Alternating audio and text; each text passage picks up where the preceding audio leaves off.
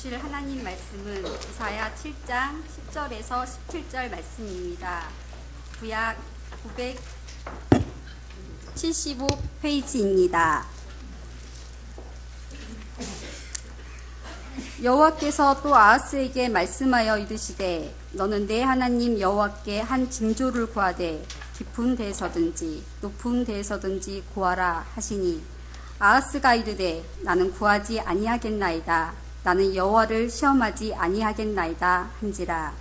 이사야가 이르되 다윗의 집이여 원하건대 들을지어다. 너희가 사람을 괴롭히고서 그것을 작은 일로 여겨 또 나의 하나님을 괴롭히려 하느냐.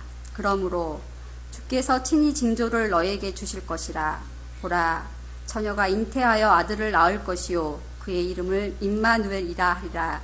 그가 악을 버리며 선을 택할 줄 알 때가 되면 엉긴 젖과 꿀을 먹을 것이라.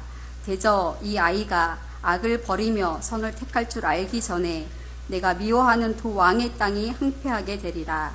여호와께서 에브라임이 유다를 떠날 때부터 당하여 보지 못한 날을 너와 내 백성과 내 아버지 집에 임하게 하시리니 곧 아수르 왕이 오는 날이니라.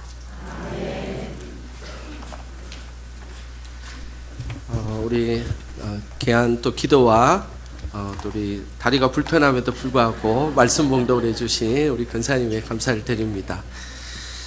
제가 그 할렐루야 찬양을 들으면서 약간 걱정이 됐습니다. 뭐가 걱정이 됐냐면 오늘 이렇게 잘하시는데 내일은 어떻게 하려고 이렇게 하시나 살짝 걱정이 됐는데 아마 내일은 또 더 멋진 찬양을 아마 하나님께 영광 돌릴 거라 믿고 있습니다. 그러시죠?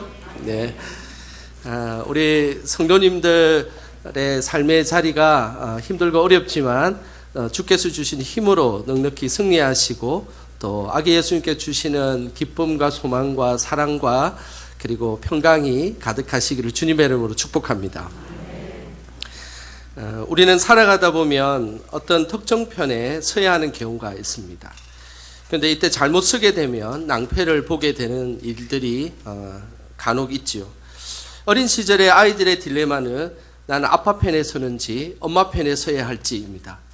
어느 편에 서야 하는 것이 맞습니까? 미국 남북전쟁 때 있었던 일입니다. 미국은 이 땅이 아주 광활하게 넓기 때문에 실제로 전쟁이 일어났는데 전쟁이 일어난 줄 모르고 있었던 지역들이 몇 군데가 있었습니다. 그 중에 하나가 랭커스터라는 지역이었습니다. 이 랭커스터 지역은 전쟁이 일어난지도 모르고 그냥 평화롭게 지내는 지역이었습니다. 하필 이 랭커스 지역은 이 남과 북의 중간쯤 되는 지역에 위치하다 보니까 이들은 뭐 전쟁이 있는지도 모르고 그렇게 지내고 있었습니다. 그런데 어느 날 전쟁이 있다는 소문을 듣고 마을 사람들이 회의를 하기 시작했습니다. 이 사태를 어떻게 대비할까? 근데 어떤 한 사람이 이런 아이디어를 죄송합니다. 제가 요즘 감기가 걸려가지고 마을 회의를 했는데 어떤 사람이 이런 제안을 했습니다. 위의 옷은 북군의 옷을 입고 아래의 옷은 남군의 옷을 입자라고 아이디어를 냈습니다. 그러니까 너무 좋은 아이디어다라고 생각을 했습니다. 그들 마을의 사람들이 생각하기에는 북군이 쳐들어오면 위에 북군 옷을 입었으니까 살려줄 거고 남군이 쳐들어오면 아래에 남군 옷을 입었으니까 살려줄 것이라 이렇게 생각을 한 것입니다. 그리고 나서 전쟁이 시작됐습니다. 어떻게 되었을까요? 북군이 쳐들어왔는데 남군 옷을 입었다고 죽이고 남군이 쳐들어왔는데 북군 옷을 입었다라고 죽였던 것입니다. 결국 이 랭커스 지역은 안타깝게도 이 남북전쟁 때에 대부분의 사람들이 안타까운 목숨을 잃었던 그런 지역으로 유명한 곳입니다. 살아가면서 우리는 중간지대는 없습니다. 어쨌든 우리는 무언가를 선택하며 살아야 할 것입니다. 저는 바라기에 우리 모두가 다 하나님만을 선택하시기를 주님의 이름으로 축복합니다. 오늘 본문에도 강대국의 텀바구니에서 어떤 나라를 선택할지 몰라서 중요한 기로에 서 있었던 남유다의 왕이 등장합니다. 10절에 그 왕의 이름이 나오는데요. 우리 10절 말씀 같이 함께 읽어보겠습니다. 여호와께서 또 아하스에게 말씀하여 이르시되, 남유다의 이 아하스 왕은 매우 중요한 시점에 서 있었습니다. 당시의 상황은 이렇습니다. 아수르라는 큰 강대국이 이제 만들어지기 시작했고, 저 밑에 또 다른 강대국이었던 애굽이 있었습니다. 그래서 이 아수르는 이 팔레스타인 지역을 정복하려면 그 강대국이었던 애굽을 이겨야만 완전히 정복할 수 있다라고 생각했습니다. 그래서 이 아수르는 애굽을 이제 점령하기 위해서 준비를 하고 있었습니다. 그런데 이 아수르와 애굽 사이에 있는 작은 세 나라가 있었습니다. 아람이라는 나라가 있었고, 북이스라엘이라는 나라가 있었고, 남유다라는 나라가 있었습니다. 그래서 이 세 나라, 아람과 북이스라엘과 남유다를 다 점령하고 난 뒤에 아수르를 무찔러야 되겠다라는 계략을 세웠습니다. 근데 그 계략이 작은 나라였던 이 아람과 북이스라엘과 남유다에게 소문이 나기 시작했습니다. 그래서 아람과 북이스라엘과 남유다 왕이 모여서 우리가 동맹을 맺어가지고 우리 세 나라가 힘을 합치면 아수르를 물리칠 수 있겠다라고 생각을 했던 것입니다. 그래서 서로 간에 동맹을 하자라고 약속을 했는데, 아람과 북이스라엘은 동맹을 맺기로 약속을 했는데 남유다는 그 동맹 맺기를 포기하고 오히려 자신은 다른 길을 갈 것이다라고 이야기를 했던 것입니다. 이러면서 그 당시에 그 팔레스타인 지역의 정세가 매우 혼란스럽게 되기 시작했습니다.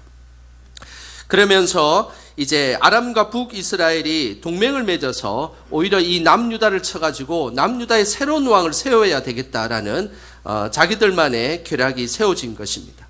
오늘 이 장면이 이사야서 7장 2절에 그 내용이 나오는데 2절 말씀 우리 같이 함께 읽어보겠습니다.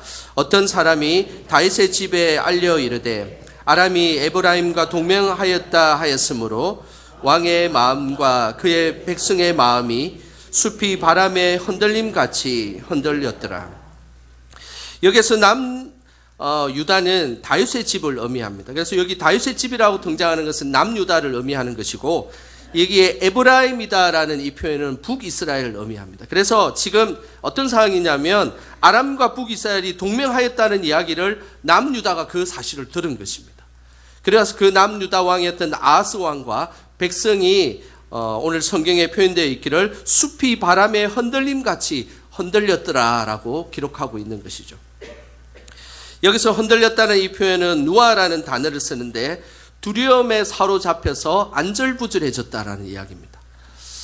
이 남유다의 입장에서는 자신이 살아가는 삶에 그래도 옆에 북이스라엘과 아람이 자신의 아군이라고 생각했는데 이들이 다시 우리 나라를 쳐들어와서 왕을 바꾸려는 계략을 세우고 있었으니까 얼마나 두렵고 떨렸겠습니까? 그러면서 오늘 성경은 지금 이 상황이 숲이 바람에 흔들림같이 매우 흔들리게 되었다라고 말씀하고 있는 것입니다. 그런데 왜 그들이 두려움에 사로잡혀 있었을까요? 그 이유는 영원하지 않는 세상을 의지했기 때문입니다. 영원한 것은 세상의 많은 것들 속에 세상에는 영원한 것들이 없습니다. 특별히 시간이 지나고 다 변하면 없어지는 것들밖에 없습니다. 어떨 때는 세상에 많은 것들이 그것이 너무 중요하고 이것이 꼭 있어야 되겠다라고 생각하지만 시간이 지나고 세월이 지나면 또 그것이 필요 없을 때가 있다는 것이죠. 그만큼 세상의 것은 변하고 세상의 것은 쉽게 퇴색되게 되어 있습니다. 그런 세상을 의지한다는 것, 그것은 항상 우리에게 두려움만을 안겨주는 것입니다. 설교를 준비하다가 3년 전에 비가 많이 왔던 여름 때가 기억이 났습니다. 제가 살던 그 집의 지하에 창고가 하나가 있었습니다. 그래서 제가 그 창고에는 제가 평소에 매우 중요하게 생각했던 책을 그곳에 보관해 두었습니다. 그 책은 구입할 때만 해도 한국에서 구하기 힘든 책이다라고 생각해서 어쨌든 그 책을 구입해가지고 잘 보관하고 있었습니다. 그런데 그 해에 비가 엄청 많은 억수 같은 비가 쏟아져서 지하 창고에 물이 차서 그 책이 그냥 그만 젖고 말았습니다. 젖어 있는 그 책을 보면서 이런 생각이 들었습니다. 그때는 정말로 이거 없으면 안 될 것 같이 막 돈을 투자해서 그 책을 샀는데 막상 비에 다 젖고 나니까 이 책이 지금 쓸모가 있을까 생각하니까 지금 제가 목회하는 데는 별로 쓸모가 없다라는 생각이 들었습니다. 그러면서 그냥 미련 없이 그 책을 버렸습니다. 세상의 것은 이처럼 영원한 것이 없습니다. 때로는 그것이 너무 귀중하고 소중하여서 그거 없으면 안 될 것처럼 애걸복걸하지만 근데 시간이 지나고 세월이 지나면 이제는 그것이 아무짝에도 필요 없는 것으로 변할 때가 있다는 사실입니다. 우리는 그런 것들을 의지하며 살아가는 믿음의 사람이 되지 않기를 소망합니다. 우리는 항상 변하지 않고 세월이 지나도 더 가치롭고 하나님 나라 갔을까지도 그 영광이 드러날 수 있는 것을 의지하는 것, 이것이 믿음의 사람의 모습이라는 것입니다. 문제는 이런 두려움이 찾아왔을 때, 마음이 흔들리고 어려운 일이 생길 때 당장에 눈에 보이는 것을 의지하게 되면 큰 낭패를 보게 된다는 것이죠. 역대하 28장에 보면 이 유다와 아스와의 이 문제들이 아주 상세하게 잘 나와 있습니다. 유다와 아스가 지금 어려움을 해결하기 위해서 잘못된 선택을 하고 있는데 그 선택의 모습을 한번 보겠습니다. 역대하 28장 16절 말씀입니다. 자, 우리 같이 함께 화면을 보시면서 읽어보겠습니다. 그때에 아스 왕이 아수르 왕에게 사람을 보내어 도와주기를 구하였으니, 이 유다의 아스 왕은 이 아람과 북이스라엘이 이제 동맹을 맺어가지고 유다를 쳐들어오려고 하니까 당장 급한 마음에 아수르에게 도움을 요청했다는 것입니다. 그런데 아수르는 어떤 나라입니까? 아수르는 사실은 유다를 도와줄 생각이 하나도 1도 없는 그런 나라입니다. 지금 아수르의 그 근본적인 마음은 유다를 다 정벌하고 나서 지금 애굽을 치려고 하는 그 시점에 이 유다라는 이 조그마한 나라가 아수르에게 도움을 요청했다는 사실입니다. 아수르에게 도움을 요청했던 그 유다의 선택은 패착과 같은 그런 모습입니다. 바둑에서 사용하는 용어 중에 패착이라는 용어가 있습니다. 이 패착이라는 용어는 이런 의미가 있습니다. 문제를 해결하기 위해서 돌을 놓았지만 결국 그 돌 때문에 더 큰 어려움에 처하게 되는 것. 이것을 패착이다라는 단어를 사용합니다. 그래서 이 패착이라는 용어를 쓸 때는 항상 우리는 기억해야 됩니다. 그 문제를 당장 해결하기 위해서 돌을 놓았지만 결국 그 돌 때문에 더 큰 어려움에 처하게 된다는 것이죠. 오늘 이 유다는 눈앞에 보이는 아람과 이스라엘과 대항하기 위해서 아수르에게 손을 내밀었습니다. 그리고 뇌물을 주었던 것이죠. 그런데 이것이 패착이 된 겁니다. 오늘 그 패착의 모습이 역대하 28장 20절에 그대로 나오는데 우리 같이 함께 읽어보겠습니다. 아수르 왕 디글랏 빌레셀이 그에게 이르렀으나 돕지 아니하고 도리어 그를 공격하였더라.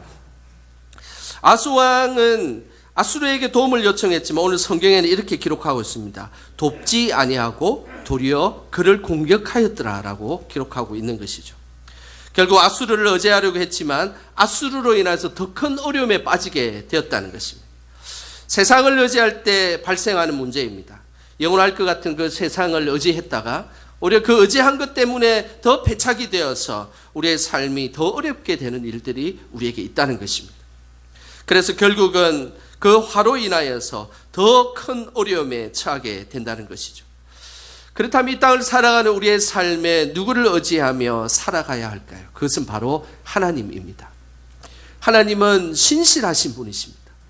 신실하다는 것이 무엇입니까? 변함없다는 이야기입니다. 상황이 바뀌고 조금 어려운 문제들이 있고 좀 안 좋은 소문들이 있을 때 쉽게 그냥 마음이 갈팡질팡하는 사람은 신실한 사람이 아닙니다. 우리 하나님은 어떤 상황이 있을지라도 신실하게 우리를 사랑해 주신다는 것입니다. 그래서 그 하나님, 그 신실하신 하나님을 의지할 때 우리에게 두려움이 사라지게 되어 있는 것입니다. 아스는 믿음이 없는 그 상태에서 계속해서 지내고 있자 그것을 안타깝게 생각했던 이사야가 아스에게 찾아가서 이런 제안을 했습니다. 11절에 그 제안의 내용이 나옵니다. 우리 11절 말씀 같이 함께 읽겠습니다. 너는 내 하나님 여호와께 한 징조를 구하되 깊은 데에서든지 높은 데에서든지 구하라 하시니. 믿음 없는 아스에게 이사야는 하나님께 징조를 구해보라라고 말씀하셨습니다.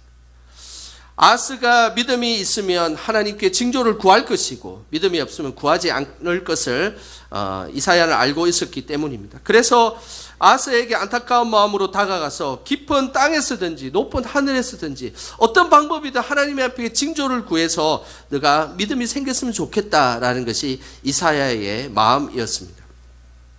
징조라는 것은 하나님의 살아계심을 실제로 믿게 하는 그런 증거가 됩니다. 출애굽할 당시에 이스라엘 백성들에게 하나님은 홍해를 갈라주셔서 하나님의 살아계심을 보여주셨습니다. 그리고 배가 고프고 힘들 때 하나님께서 만나와 메추라기를 주셔서 하나님이 그들을 사랑하시고 돌보신다는 것을 보여주셨습니다. 그것이 하나님의 살아계심을 보여주었던 징조입니다. 성숙된 믿음은 하나님께 징조를 구하지 않아도 하나님의 믿음을 잘 관리합니다. 그러나 아직 믿음이 연약하고 약할 때는 하나님께서는 많은 징조를 통해서 하나님의 살아계심을 보여주신다는 것입니다. 사사기 6장에 보면 징조를 구하고 큰 용사가 된 한 인물이 등장합니다. 그 인물이 바로 기드온입니다. 하나님에 대한 믿음이 약했던 기드온은 급쟁이와 같은 모습을 보였습니다. 미디안 사람들이 무서워서 작은 포도주 틀에서 숨어서 밀을 타작했던 사람이었습니다. 그런데 하나님은 천사를 통해서 기드온을 향해서 큰 용사여라고 그렇게 기드온을 불렀습니다. 기드온은 큰 용사가 아니었습니다. 너무나 급쟁이였습니다. 그래서 기드온은 하나님 앞에 징조를 구하였습니다. 어떤 징조를 구했냐면 양털을 하나 가지고 와서 이 양털에게 하나님이 이슬을 내리면 양털만 이슬이 내리고 주변의 땅은 마르게 해주십시오라고 징조를 내려달라고 했습니다. 하나님 그대로 해주셨습니다.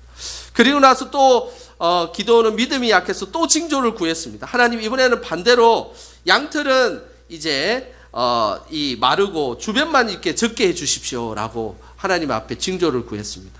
그러니까 하나님께서 그것을 그대로 들어주셨습니다.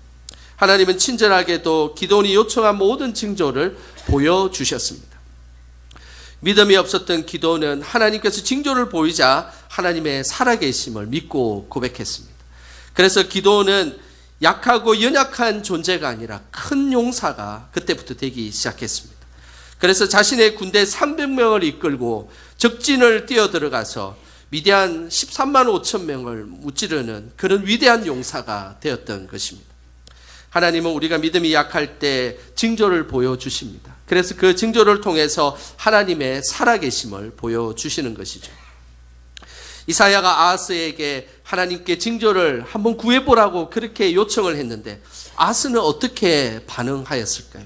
아하스의 반응의 모습이 12절에 나옵니다. 우리 12절 같이 함께 읽어보겠습니다. 아하스가 이르되 나는 구하지 아니하겠나이다. 나는 여호와를 시험하지 아니하겠나이다 한지라. 이사야가 아하스에게 간곡하게 부탁했습니다. 하나님께 징조를 구해보라고. 그러면 그 하나님의 징조 보여준 걸 보고 너희가 믿음이 생기면 이 문제를 해결할 수 있을 것이다 라고 분명한 요청을 했습니다. 그런데 아하스는 하나님께 나는 구하지도 아니하겠나이다. 여호와를 시험하지도 아니하겠나이다 라고 고개를 흔들며 그것을 거절하였습니다. 이 12절에서 이야기하는 하나님께 구하지 않겠다, 하나님께 시험하지 않겠다라는 이 표현은 하나님께 기도하지 않겠다는 것과 동일한 말씀입니다. 하나님을 의지하지 않는 자는 기도하지 않습니다. 기도와 하나님의 이 의지는 아주 밀접한 상관관계를 가지고 있습니다. 그래서 기도하는 사람은 항상 하나님을 의지할 수밖에 없습니다. 그런데 기도하지 않는 사람은 하나님을 의지하지 않는다는 사실입니다. 오늘 아하스는 하나님을 의지하지 않고 세상을 의지하게 되자 기도하지 않겠다라고 선언을 한 것입니다. 사무엘은 기도를 쉬는 것을 죄라고 이야기했습니다. 예수님은 우리가 항상 시험에 들지 않게 깨어서 기도할 것을 말씀하셨습니다. 사도 바울도 쉬지 않고 기도하는 것, 이것이 믿음의 사람의 모습이라고 말씀하였습니다. 19세기의 위대한 설교자였던 찰스 스펄전은 기도의 황금 열쇠라는 책에 이런 내용을 기록하고 있습니다. 기도하지 않는 것에 대해서 이렇게 표현하였습니다. 그 내용을 한번 읽어드리도록 하겠습니다. 기도하지 않는 사람은 교만한 사람이다. 당신은 어디 믿는 구석이 있길래 기도의 수고를 면하려고 하는가? 바울은 정말로 쉬지 않고 기도했다. 그는 기도를 통해서가 아니면 무엇을 얻을 것이라 기대하지 않았다. 오직 기도만이 영적인 축복으로 향하는 문이다. 그러므로 그 문을 닫으면 하나님의 축복이 차단될 것이다. 아스가 하나님께 기도하지 않는 그 행동은 교만한 행동이었습니다. 자신의 삶에 문제가 있고 어려운 문제가 있는데 하나님 앞에 기도의 자리에 나와서 기도하지 않고 있다는 것은 그 자신이 혼자 그것을 감당하고 살아가는 교만한 모습임을 우리에게 말씀하고 있는 것입니다. 아스가 기도하지 아니하자 하나님은 그에게 줄 축복을 차단시켜 버렸습니다. 기도하지 않는 아스에게 하나님의 축복이 차단되었을 때 어떤 일이 벌어졌는지 역대하 28장 21절에 보면 그 내용이 그대로 나와 있습니다. 우리 같이 함께 읽어보겠습니다. 아스가 여호와의 전과 왕궁과 방백들의 집에서 재물을 가져다가 아수르 왕에게 주었으나 그에게 유익이 없었더라. 하나님이 주시는 그 축복이 이제 아스에게 차단되자 무슨 일이 벌어졌습니까? 21절 끝부분에 유익이 없었더라라고 말씀하고 있습니다. 여기서 유익이 없었다라는 것은 아무리 노력해도 성과가 없었다는 이야기입니다. 성전에 있는 것들, 자기 집에 있는 것들, 방백들에 있는 모든 좋은 것들을 모아가지고 아수르에게 바쳤지만 그게 아무짝에도 유익이 없었더라라고 성경은 기록하고 있는 것입니다. 유익이 없는 인생은 참으로 힘든 인생입니다. 아무리 노력하고 애쓰지만 그게 합당한 열매가 맺히지 않는다면 얼마나 힘든 삶이겠습니까? 여러분들이 열심히 어떤 일들을 차곡차곡 쌓아서 그 유익이 있기를 기대했는데 그 쌓았던 것들이 아무짝에도 필요가 없다면 내가 투자한 물질과 시간은 어떻게 되겠습니까? 성경에는 그래서 하나님의 축복이 차단되었을 때는 유익이 없었더라라고 말씀하고 있는 것입니다. 뿐만 아니라 아스는 끝내 하나님과의 관계가 단절되어 버렸습니다. 하나님과의 관계가 단절된 모습, 어떤 모습일까요? 역대하 28장 24절에 보면 하나님과의 관계가 단절된 모습을 이렇게 말씀하고 있습니다. 우리 같이 함께 읽어보겠습니다. 아스가 하나님의 전의 기구들을 모아 하나님의 전의 기구들을 부수고 또 여호와의 전 문들을 닫고 예루살렘 구석마다 제단을 쌓고. 기도하지 않는 이 아스는 이제 이런 해괴망측한 극단적인 모습을 봅니다. 하나님의 백성으로서 하나님의 백성의 왕으로서 도저히 할 수 없는 일을 벌였습니다. 이스라엘 성전에 다 들어가지고 성전의 성물들을 다 모아가지고 그것을 다 산산조각 부수어 버렸습니다. 그리고 성문을 그냥 완전히 닫아 버렸습니다. 성문을 닫아 버리자 매일 기도의 등불을 켤 수도 없었고 일주일에 한 번씩 말씀의 진설병을 교체할 수도 없었습니다. 제사장과 이스라엘 백성들이 성전에 들어가지도 못하고 이제 아무것도 할 수 없는 지경에 이르게 된 것입니다. 오히려 제단을 만들어서 우상 숭배를 하게 되었던 것입니다. 하나님의 영적인 이 문이 차단되고 하나님의 관계가 차단되었을 때 나타나는 현상이라는 것입니다. 모든 것을 끊어버리고 내가 가지고 있던 믿음의 작은 흔적까지도 다 부숴버리고 이런 것은 아무짝에도 쓸모없다라고 생각하며 극단적인 인생을 살아가게 되어 있다는 것입니다. 이런 인생을 살아갈 때 우리는 어떻게 해야 될까요? 우리가 살아가는 우리의 인생에 우리가 믿음이라고 가지고 있었던 모든 조각들도 다 없애버리고 상황에 따라서 이런 어떤 것도 행할 수 없는 그 절체절명의 순간에 우리는 어떻게 이 믿음을 회복할 수가 있을까요? 이런 안타까운 모습을 계속해서 바라보고 계셨던 분이 계셨습니다. 그분이 우리 하나님이셨습니다. 아스가 이런 극단적인 행동들을 하고 자신의 기분대로 자신의 감정대로 행했던 이 모습을 보면서 하나님은 너무나 안타깝게 이 아스의 삶을 바라보고 계셨습니다. 하나님은 어떻게 하셨을까요? 하나님은 단절로 인해서 영적으로 깨어진 그곳에 하나님은 14절에 이렇게 다가가셨습니다. 우리 14절 말씀 같이 함께 읽어보겠습니다. 그러므로 주께서 친히 징조를 너희에게 주실 것이라. 보라, 처녀가 잉태하여 아들을 낳을 것이요 그의 이름을 임마누엘이라 하리라. 아수는 기도하지 않았습니다. 하나님께 징조를 구하지 않았습니다. 하나님 나에게 징조를 주셔서 믿음을 주십시오라고 최소한 기도하고 하나님 앞에 징조를 구해야 되지 않겠습니까? 그러나 아스는 하나도 그런 모습을 보이지 않았습니다. 그런데 오늘 하나님께서 징조를 구하지 않는 아하스와 유대 백성들을 향해서 이렇게 말씀하셨습니다. 주께서 친히 징조를 너희에게 주실 것이다 라고 말씀하셨다는 겁니다. 어느 누구도 하나님 앞에 구하지 않고 기도의 자리에서 어떤 것도 해결받지 못했던 그들의 믿음 없음을 하나님은 알고 계셔서 그들에게 아무 믿음이 하나도 없었지만 하나님이 친히 그들에게 징조를 보여주시겠다라고 약속하고 계신다는 것입니다. 이것이 은혜입니다. 우리는 하나님 앞에 나아갈 만한 것들이 아무것도 없습니다. 어떨 때는 기도의 자리조차도 우리는 지키지 못하는 우리들의 모습이지 않습니까? 그리고 하나님 앞에 온전히 나아갈 수도 없고 그냥 그곳에서 주저앉아서 세상만을 의지하며 바둥바둥 살아가며 불안에 떨고 두려워하는 것이 우리들의 모습이지 않습니까? 그래도 하나님은 우리를 포기하지 아니하시고 친히 찾아오셔서 우리에게 징조와 은혜를 베풀어 주신다는 것입니다. 이것이 하나님의 은혜입니다. 그 하나님의 은혜의 절정은 오늘 14절에 보니까 보라 처녀가 잉태하여 아들을 낳을 것이요 그의 이름을 임마누엘이라 하리라. 임마누엘 대신 하나님을 징조로 보여주시겠다라고 보내주시겠다라고 약속하고 있는 것입니다. 우리는 죄악 중에 빠져 있지만은 하나님께서 예수님을 친히 보내주셔서 우리를 구원시켜 주시겠다는 겁니다.